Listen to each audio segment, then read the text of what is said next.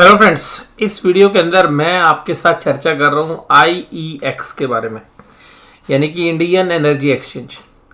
एक ऐसा शेयर जिसको सोशल मीडिया ने काफ़ी जो है अपनी नज़रों में बैठा के रखा। हालांकि ये जो शेयर है अभी 138.45 रुपये 52 वीक लो पे क्लोज हुआ है और मैनेजमेंट भी काफ़ी एक्टिव है। इसकी एक्टिव इस तरीके से कि कल बाजार में के अंदर जो 52 वीक लो लगा शेयर्स का, तो मैनेजमेंट ने डिसाइड कर लिया कल फ्राइडे के दिन ही और एक 25 तारीख को मीटिंग अनाउंस किया कि भाई हम बायबैक के ऊपर डिसाइड करेंगे कि IEX का शेयर बायबैक कर लेना चाहिए या नहीं करना चाहिए। यानी कि बायबैक भी जो है तुरंत जो है कंपनी की मैनेजमेंट लेके आई। ऐसा क्या है इस शेयर्स के अंदर कि ये इतना पॉपुलर रहा, और इतने पॉपुलर शेयर के अंदर ऐसा क्या हुआ कि ये 138.45 रुपये पे आ गया, यानी कि 52 वीक लो भी लगा दिया। एक साल के रिटर्न्स की अगर हम बात करें इस शेयर्स के अंदर, तो ये शेयर पिछले एक साल के दौरान 50% की डाउनफॉल के साथ काम कर रहा है, जबकि निफ्टी ने 3% की तेजी दिखाई है उसके सामने। ऐसा क्या है IEX के अंदर, ये तो हम चर्चा करेंगे, लेकिन मैं इसके बारे में थोड़ा सा आपसे पहले चर्चा करूं कि IEX एक ऐसा एक्सचेंज है जो ऑनलाइन प्लेटफॉर्म है जिसके माध्यम से फिजिकल फॉर्म के अंदर फिजिकल इलेक्ट्रिसिटी की सप्लाई एक स्टेट से दूसरे स्टेट में और इवन आज की डेट में तो एक कंट्री से दूसरे कंट्री में की जा सकती है। तो IEX का जो बिजनेस है वो मोनोपोली बिजनेस है। तकरीबन 90% से ज़्यादा हिस्सा इनके पास है और कुछ समय पहले तक तो ये 98% से ज़्यादा हिस्सा इन्हीं के एक्सचेंज के थ्रू जो है सेल परचेज होता था। अब इनका जो बिजनेस है वो एक तरीके से मोनोपोली बिजनेस है, लेकिन ये ध्यान रखिएगा कि मीडिया के अंदर सबसे ज़्यादा प्रचार यही किया गया कि भाई ये तो मोनोपोली बिजनेस है, इसलिए इसको तो 60-70 की PE वैल्यूएशंस मिलनी चाहिए, प्राइस टू बुक वैल्यू भी 15 टाइम्स मिलना चाहिए। और एक समय तो ऐसा था कि इसका जो शेयर का भाव है वो 100 के प्राइस टू अर्निंग पे चला गया था और प्राइस टू बुक वैल्यू भी 25 टाइम्स हो गया था, यानी कि 25 गुना भाव हो गया था। और वो आप लोग जानते हैं कि भाई इंडिया के अंदर जब किसी से प्यार किया जाता है तो फिर बेइंतहा किया जाता है। तो इस शेयर्स के अंदर भी इसी तरीके का प्यार देखने के लिए मिला। रिटेल आज भी इसमें सबसे बड़ा हिस्सेदार है। हालांकि कुछ बिजनेस ग्रुप्स जिन्होंने इसकी बागडोर संभाली थी वो अभी भी हालांकि प्रमोटर की हैसियत से काम नहीं कर रहे, बट उनके पास अच्छा हिस्सा अभी भी इस शेयर के अंदर है। हालांकि जो सबसे बड़ा हिस्सा है उसके अंदर अभी भी इंस्टीट्यूशंस ही हैं। अगर इंडिविजुअल बेसिस पर देखने की कोशिश करें तो बिजनेस बहुत बढ़िया है, बहुत अच्छा दमदार है, लेकिन एक नैरेटिव सेट किया गया बाजार के अंदर कि भाई इसका तो मोनोपोली बिजनेस है, कोई आ नहीं सकता और एंट्री बैरियर है इसमें। लेकिन ऐसा नहीं है। अब कुछ एक्सचेंजेस तैयार हो रहे हैं और वो एक्सचेंजेस भी इनको चैलेंज दे रहे हैं। तो कुल मिलाकर इसके शेयर का भाव जो है देखने के लिए आपको पीछे चार्ट पे जाना पड़ेगा। अगर मैं इसके प्राइस की बात करूं तो इसका IPO 2017 में आया था और 17 में IPO में जब पहली लिस्टिंग हुई थी तो लिस्टिंग जो है इसके IPO प्राइस से नीचे हुई थी। हालांकि ये उस समय पर शेयर्स जो है कंसोलिडेट करता रहा और 2020 तक ये शेयर मतलब एक रेंज में रहा। मार्च 2021 के बाद जो है, मैं फरवरी 2021 के बाद इसने रफ्तार पकड़ी और इसने शेयर होल्डर्स की वेल्थ 5 गुना कर दी। तो ये इसकी जो है काबिल तारीफ वाला काम था। और उस समय पर जब ये शेयर चल रहा था तो मुझे ऐसा लगता है कि अभी शायद अपनी फेयर वैल्यू के आसपास होगा, लेकिन मैनेजमेंट को ये लगता है कि उसका शेयर अंडर वैल्यूड है, तो इसलिए बायबैक लिया है। अब ये देखिएगा किस तरीके से लोग इस तरीके के शेयर में फंसते हैं। जिन शेयर्स में तेजी होती है लोग उनके पीछे दौड़ना शुरू हो जाते हैं कि जी हमें ही लेना है, हमें ही लेना है। और मुझे ऐसा लगता है कि बहुत ही कम ऐसे रिटेलर्स होंगे जिन्होंने इसमें प्रॉफिट कमाया होगा, क्योंकि शेयर्स ने तो प्रॉफिट दिया, लेकिन प्रॉफिट देने के बाद लोग जो है बड़े लालची हो जाते हैं, एक बार बेच देते हैं, उसके बाद दोबारा से ऊपर के प्राइस पे जाके फंस जाते हैं। और ऊपर के प्राइस पे फंस जाते हैं तो फिर जब वो शेयर नीचे गिरता है तो उसको एवरेज करना शुरू करते हैं। लेकिन यहीं पर अगर हम बात करें इंस्टीट्यूशंस की या DIIs की या जो HNI इन्वेस्टर्स हैं, वो जनरली अपना पैसा निकाल लेते हैं और अंत में बेचारा फंसता कौन है? रिटेलर्स। आपको कमेंट बॉक्स में ये बताना है कि भाई कितने लोगों ने IEX के अंदर प्रॉफिट काट के दोबारा इसमें एंट्री नहीं की, और कुछ ये भी बताना कि भाई आज ने अपने पहले प्रॉफिट कमाया इसके अंदर बाद में परचेज करके आज इस शेयर्स को अभी तक अपने जो है कंधे से के ऊपर बैठा के रखे हुए हैं, या आप कह सकते हैं कि आपने इसको अपने दिल से जोड़ के रखा हुआ है। मैं ये नहीं कह रहा कि शेयर्स के अंदर कोई कमी है, बात ये है कि जब शेयर्स का भाव वैल्यूएशन से बहुत दूर चले जाता है तो लोग किस तरीके से ट्रैप होते हैं। तो एक तरीके से ये वैल्यूएशन ट्रैप है, और हो सकता है कि अभी शेयर का भाव और भी आ जाए नीचे। रीज़न मैं बताता हूँ, एक सिंपल रीज़न ये है कि इसमें एक नैरेटिव सेट किया गया था कि इसमें एंट्री बैरियर कोई दूसरा नहीं आ सकता, मोनोपोली बिजनेस है और इसका बिजनेस जो है लगातार बढ़ता रहेगा। और मैं सोशल मीडिया पे भी जो है पढ़ता रहता था कि भाई इसके बारे में तो ऐसा लिखा जाता था कि भाई ये इतनी अभी जो रेवेन्यूज़ हैं ये 3 साल बाद रेवेन्यूज़ 4 गुना हो जाएंगे। और क्योंकि इसका 70-80% जो है नेट प्रॉफिट मार्जिन है, क्योंकि आपने एक प्लेटफॉर्म बना दिया, उस पर जो भी सेल परचेज होगी रेवेन्यू आएंगे आपके पास कमीशन के रूप में या फीस के रूप में, भाई सारा पैसा आपका, और खर्चे जो हैं वो एम्प्लॉयज़ के हैं, मेजरली कॉस्ट या इनकम टैक्स की पेमेंट है। और एक ऐसी सेक्टर्स में है जहाँ पे भाई पावर की ज़रूरत रहेगी। और फिर तो रिन्यूएबल एनर्जी में भी इन्होंने जो है टाई अप किया, इसके अलावा इन्होंने गैस एक्सचेंज भी खोला हुआ है। तो ये IEX का जो है पूरा मॉडल है जिसके ऊपर ये काम करता है। तो देखिएगा फर्स्ट एनर्जी एक्सचेंज था ये, और इसके जो सेगमेंट में अगर हम देखें तो जो बिजनेस मॉडल है वो काफ़ी बेहतरीन है, और 7,300 से ज़्यादा रजिस्टर्ड पार्टिसिपेंट्स हैं इनके साथ, 600 से 20 बिजली बनाने वाली कंपनियां हैं, और 4,645 जो कंपनियां हैं या फैक्ट्रीज़ हैं जिनको बिजली चाहिए वो इनके साथ जुड़े हुए हैं। तो यानी कि जैसे आप लोग डीमैट अकाउंट में शेयर परचेज करते हैं उस तरीके से, और 620 सप्लायर भी हैं। तो इस तरीके से जो बिज़नेस है वो बहुत बढ़िया है, जिसमें सोलर वाला भी है, नॉन सोलर भी है, और बाइंग और सेलिंग के अंदर जो है बहुत अच्छे इन्होंने जो है सिस्टम बना रखे हैं। लेकिन उन सब के बावजूद जो है ये जो बिज़नेस है, इन सब के बावजूद इनमें जो इन्वेस्टर्स हैं वो भी काफ़ी अच्छे बड़े नामी गिरामी इन्वेस्टर्स हैं। उसके बाद भी देखिएगा शेयर प्राइस नीचे आ गया। रीज़न ये है कि आप इस पॉइंट पे आइएगा, monopoly status. IEX comments an overall market share of 94.2%. Its market share is 99% in DAM and RTM। देखिएगा ये मॉडल्स हैं DAM और RTM, डे अहेड मार्केट, और डे अहेड मार्केट के अंदर जो है इसका जो मार्केट शेयर है वो है 99.9%। लेकिन आप ध्यान रखिएगा कि अभी 2 और एनर्जी एक्सचेंज इंडिया में आ गए हैं, और एक PXIL है, और उसके बाद एक और नया जो है जिसके अंदर काफ़ी अच्छी संभावना लग रही है, जिसमें BSE power trading corporation of India ICICI bank जो है अपनी हिस्सेदारी लेके काम कर रहे हैं, वो है HPX। तो ये बात अपने दिमाग से निकाल लीजिए कि भाई इसका जो बिज़नेस है मोनोपोली रहेगा। हाँ, फर्स्ट मूवर एडवांटेज इनके पास है क्योंकि ये पहले आए हैं, तो उसका एडवांटेज इनके पास ज़िंदगी भर रहने वाला है। लेकिन ये बात ध्यान रखिएगा कि जब दूसरे प्लेयर्स आते हैं तो जो मोनोपोली की जो मार्जिन्स हैं वो रिड्यूस हो जाते हैं। और IEX की जो ग्रोथ है वो अभी भी हमें लगता है कि ठीक है, अच्छी रहेगी, लेकिन भाई साहब 70 की PE वैल्यूशंस मिलना मुझे नहीं लगता कि इसकी ग्रोथ के साथ जस्टिफाई होता है। अभी भी ये जो शेयर्स है 41 की PE रेशो पर ट्रेड कर रहा है, और एक समय ऐसा था जब ये 100 के आसपास की PE रेशो एंजॉय कर रहा था। 41 की PE पर ये शेयर ट्रेड कर रहा है। 41 की PE पर उस तरीके के शेयर्स ट्रेड करते हैं जिनकी ईयर ऑन ईयर ग्रोथ कम से कम 20% हो, कम से कम 20% जिसकी ईयर ऑन ईयर ग्रोथ हो, और कम से कम 25 की ROE हो। तो उन पैमाने पर ये अब पिछले 2 क्वार्टर से खरा नहीं उतर रहा। अभी तक तो सही चल रहा था, लेकिन जैसे ही हाई PE वैल्यूएशन का शेयर आप लेंगे उसके चैलेंज ही है। मैं आपको ये बता रहा हूँ कि जब एक हाई PE रेशो का शेयर आप अपने पोर्टफोलियो में लगाते हैं, रखते हैं, उसमें सबसे बड़ा चैलेंज यही आता है कि उसकी ग्रोथ रुकी, शेयर गिरा, ग्रोथ रुकी, शेयर गिरा। ये ध्यान रखिएगा, एक बहुत बड़ी लर्निंग है इसके अंदर। IEX का जो शेयर्स का जो मैं एनालिसिस कर रहा हूँ, एक केवल और केवल लर्निंग बता रहा हूँ कि जब एक हाई PE रेशियो स्टॉक को आप लेते हैं, मेरे भी पर्सनल पोर्टफोलियो में हालांकि कुछ शेयर्स हैं, मेरे पर्सनल पोर्टफोलियो में एक शेयर है लेटेंट व्यू एनालिटिक्स, और वो भी एक हाई PE वैल्यूएशन से ले रहा है, लेकिन मुझे ये आश्वस्त हूं मैं कि वो 20% की ईयर ऑन ईयर ग्रोथ जरूर से जरूर करेगा। अगर वो भी नहीं करेगा तो उसमें भी मुझे खामियाजा भुगतना पड़ेगा। तो ये ध्यान रखिएगा कि आप जब तक आश्वस्त ना हो किसी भी ऐसे बिजनेस के अंदर जिसमें आपको ग्रोथ की गारंटी ना हो, आप 40-50 की PE रेशो पे वो शेयर्स ना लें, या उन कंपनीज के पास ब्रांड वैल्यू है।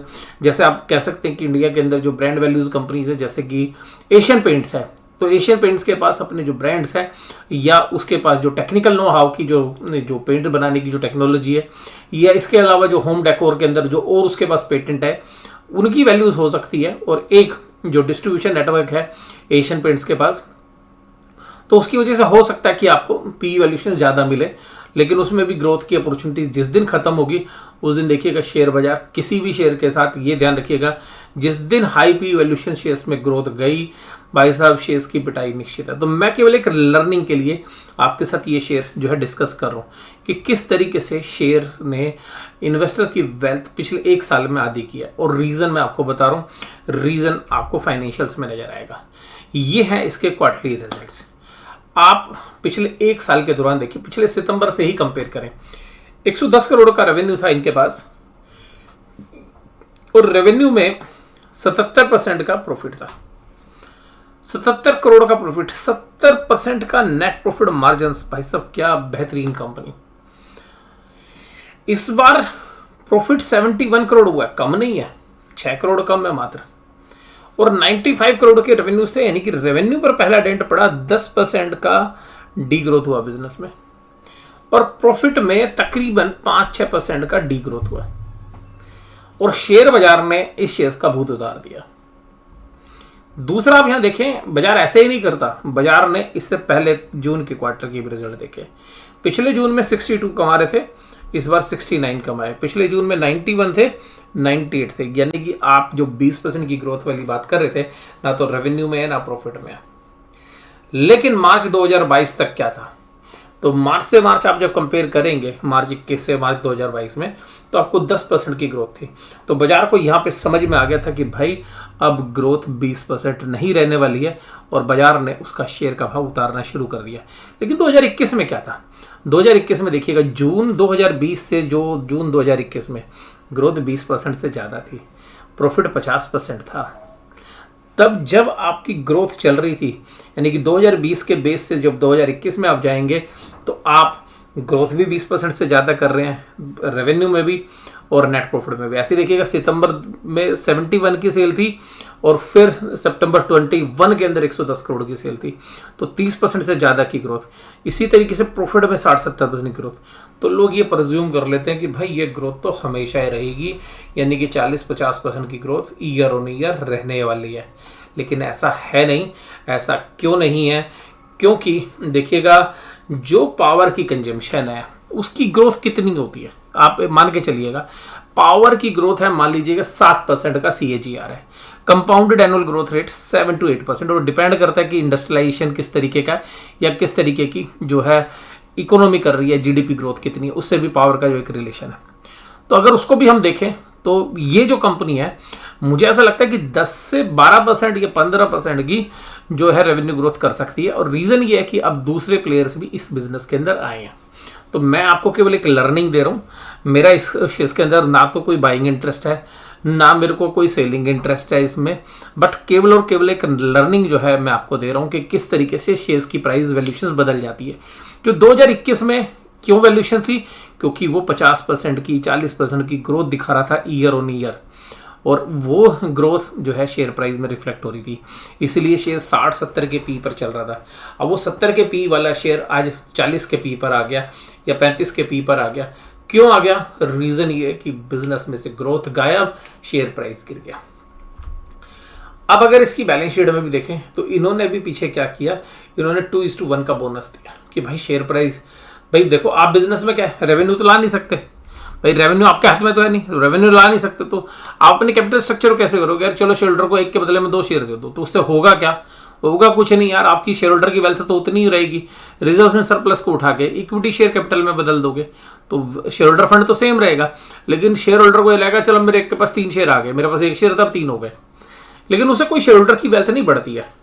अब हालांकि उसको थोड़ा सा रहता है सेटिस्फेक्शन की नंबर ऑफ शेयर बढ़ गए। अब कंपनी को लगा यार मेरा शेयर प्राइस और गिर गया। तो जो मूलभूत समस्या है वो ग्रोथ के अंदर है। मूलभूत समस्या जो है वो ग्रोथ में। आपको 2 क्वार्टर के रिजल्ट में नजर आ गई होगी ये बात कि यहाँ पे मार्च 2022 में जब आपने पीक किया, एक बड़ा प्रॉफिट दिखाया, तो मार्च 2022 के बाद जब आप ग्रोथ को मेंटेन नहीं कर पाए तो भाई साहब बाजार ने शेयर प्राइस को गिराना शुरू कर दिया। और यही शेयर प्राइस के अंदर जो है आपको नजर भी आएगा कि भाई शेयर प्राइस क्यों गिर रहा है। तो वो रीज़न भी मैंने आपके साथ डिस्कस किए। और ये 10 साल के आपके पास प्राइस है, तो आप ये देखेंगे यहाँ से मार्च के बाद, ये मार्च के आसपास ये जो शेयर्स था ये 200 रुपये का भाव था, जो अभी 150 रुपये आ गया है। और इसके अलावा भी जो शेयर्स है पहले जो क्वार्टर रिजल्ट से दिसंबर के बाद भी ये शेयर्स ने एक स्टीप फॉल दिया था, और ये रीज़न आपके मुझे लगता है कि समझ में आए होंगे। तो एक अच्छी लर्निंग मैंने देने की आपके साथ कोशिश की है कि एक अच्छी कंपनी के शेयर के भाव भी किस तरीके से गिरते और मैनेजमेंट कैसे उस शेयर्स के प्राइस को बचाने की कोशिश करती है। तो कंपनी कैसे बचाने की कोशिश कर रही है, मैनेजमेंट बचाने की कोशिश कर रही है। भाई पहले तुम्हें बोनस दे देते हैं, अच्छा जी अभी भी हमें लगता है कि शेयर का भाव भाई साहब हमारे उम्मीद के हिसाब से कम है। अब कंपनी के लगने से क्या होता है, कंपनी ने तो 70-80 की पी रेशो देख ली, तो कंपनी को तो लगता है यार मेरी तो 80 की पी रेशो होनी चाहिए, लेकिन कंपनी की 80 की पी रेशो लॉन्ग टर्म में डिजर्व करेगी? हाँ डिजर्व करती, अगर भैया ग्रोथ होती तो बिजनेस में। अब ग्रोथ आपके पास है नहीं, तो आपको 80 की पी रेशो क्यों दे दें हम? तो बाजार ने एक सीधा सीधा उस शेयर्स के अंदर प्राइस जो है नीचे की तरफ कर दिया। तो बहुत लोगों के मन में सवाल आएगा क्या सर हमारा पुराने वाला शेयर भाव आएगा? मैं आपको एक ही जवाब देता हूँ, क्या कंपनी में ग्रोथ लौटेगी? अगर आप ये कहें कि हाँ हम 40% की ईयर ऑन ईयर ग्रोथ करेंगे, तो मैं भी आपको कहता हूँ कि हाँ शेयर के पुराने भाव भी आ जाएंगे।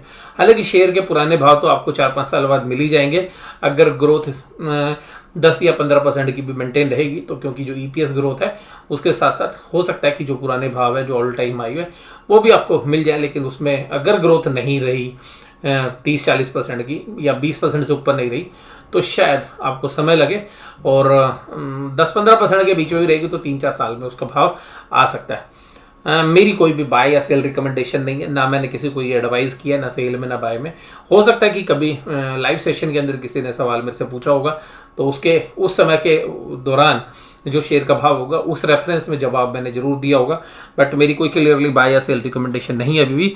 और एक और चीज़ भी मैं आपको दिखा देता हूँ, बैलेंस शीट के एंगल से भी अगर आप देखेंगे ईयरली बेसिस के ऊपर अभी भी ये कंपनी कॉन्स्टेंटली ग्रो कर रही है, लेकिन जो ग्रोथ है वो धीमी पड़ गई है। और मैं आपको सीधी बोल रहा हूँ भाई, एंट्री बैरियर की जिसकी बात हो रही थी कि मोनोपोली एकाधिकार रहेगा बिजनेस पे, उसकी संभावना भी घट रही है, जिसकी वजह से बिजनेस में ग्रोथ की संभावनाएं घट रही हैं। तो सीधी सी बात है, इकोनॉमी के ऊपर नीचे होने की वजह से भी, GDP ग्रोथ होने की वजह से भी ये जो शेयर्स के प्राइस हैं ये रिफ्लेक्ट कर रहे हैं, क्योंकि जो वॉल्यूम आएगा एनर्जी एक्सचेंज के ऊपर वो रिफ्लेक्ट करेगा किससे? इंडिया की GDP ग्रोथ से, इंडिया की पावर कंजम्पशन से। और एक चीज़ और देख लीजिएगा, देखिएगा शेयर का प्राइस पिछले 3 साल में अभी भी 43% की रेट से ग्रो किया है, कम नहीं किया है, लेकिन कंपाउंडेड प्रॉफिट ग्रोथ केवल 24% की है। तो 24% की ग्रोथ होने के बावजूद 3 साल में शेयर ने 43% किया है, और एक साल के अंदर भी ट्रेलिंग 12 मंथ बेसिस पर 18। अब 3 साल के हिसाब से भी देखेंगे तो शेयर ने अभी भी 20% से ज़्यादा की ग्रोथ शेयर प्राइस में दी है। तो ये आप मान के चलिएगा कि डाउनफॉल अभी और भी हो सकता है, क्योंकि ये शेयर्स अभी हायर PE वैल्यूशंस पे ट्रेड कर रहा है अभी भी। हालांकि कंपनी की मैनेजमेंट एक्शन में आती हुई नज़र आ रही है, हरकत में आती हुई नज़र आ रही है, और बायबैक अनाउंस किया है। कंपनी ने एक चीज़ बहुत बढ़िया की है मार्च 22 से 2022 में, कि अपने डेट के लेवल को कम कर दिया है, यानी कि जो उसकी अदर लाइबिलिटीज़ है उसको रीपे कर दिया है, और उसके लिए उसने इन्वेस्टमेंट का यूज़ किया है, अपनी इन्वेस्टमेंट को सेल करके अपनी अदर लाइबिलिटीज़ को रीपे कर दिया है। यानी कि उनको लगता है कि भाई अभी हमारे को इन्वेस्टमेंट करने की अपॉर्चुनिटी नहीं है, तो बेटर ये है कि अपनी इन्वेस्टमेंट को सेल कर दो, जो आपके पोर्टफोलियो में इन्वेस्टमेंट पड़ी हुई है, जो कैश पड़ा हुआ है उसको बेचो, और बेच कर जो है इन्वेस्टमेंट को बेच के लाइबिलिटीज़ को पे कर दो। और अब जो कंपनी अगला एक्शन लेने जा रही है बायबैक का, वो भी मुझे लगता है इसी दिशा में एक कदम है, कि कंपनी की मैनेजमेंट को लगता है कि अगर जो कैश मेरे पास पड़ा हुआ है और जो मैं ग्रोथ कर रही थी 30-40% की, वो ग्रोथ अब मुमकिन नहीं है, इसलिए बढ़ गया है भाई, शोल्डर का पैसा शोल्डर को वापस लौटा दो। ये भी एक मुख्य कारण हो सकता है। आपको ये पूरा एनालिसिस कैसा लगा? और मैंने देखिएगा दिल खोल के आपके साथ बात की है।